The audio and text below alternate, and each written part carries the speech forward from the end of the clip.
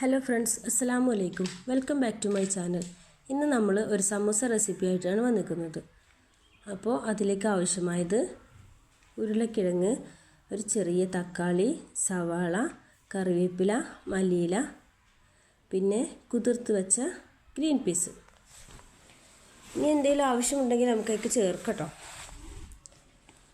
ക്യാരറ്റും കാബേജും അങ്ങനെയെല്ലാം ചേർക്കാം. അപ്പോൾ അതൊക്കെ നമ്മൾ ചെറുതായിട്ട് അരിഞ്ഞു വെച്ചിട്ടുണ്ട്. ഇനി അത് നമ്മൾ ചട്ടിയിൽ എണ്ണ ചൂടായ ശേഷം അതൊന്നിട്ട് ചെറുതായിട്ടൊന്ന് ഇളക്കി കൊടുക്കുക. എന്നിട്ട് നമ്മളതിലേക്ക് ഒരല്പം മല്ലിപ്പൊടി,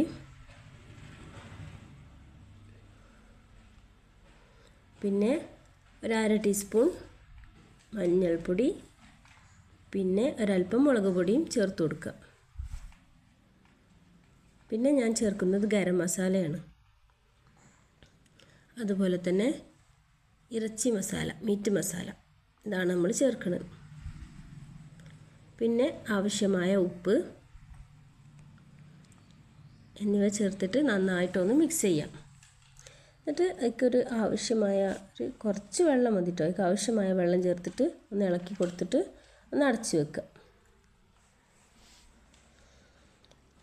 അത് വേകുന്ന സമയം കൊണ്ട് നമുക്ക് നമ്മളെ കടല ഉണ്ടല്ലോ, നമ്മളെ ഗ്രീൻ പീസ്, അതൊന്ന് വേവിച്ചെടുക്കാം കേട്ടോ.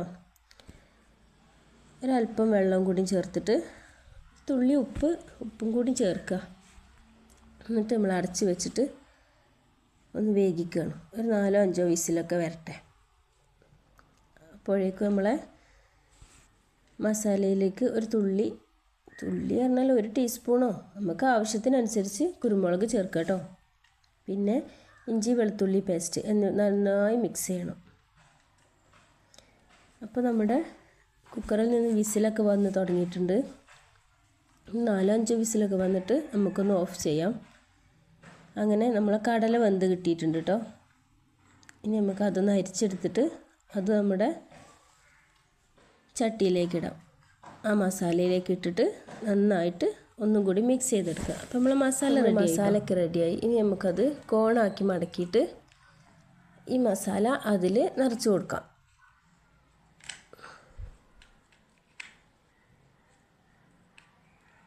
നന്നായിട്ട് ഫില്ല് ചെയ്യണ്ട,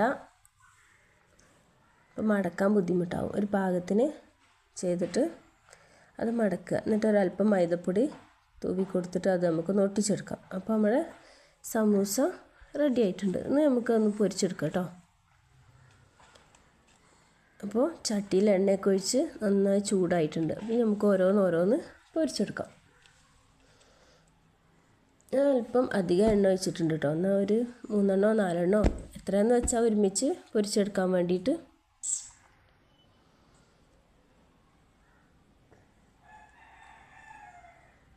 അപ്പോൾ നമ്മുടെ സമൂസ ഇങ്ങനെ പൊരിഞ്ഞുകൊണ്ടിരിക്കുകയാണ്. ഇടയ്ക്കൊന്ന് തിരിച്ച് കൊടുക്കണം.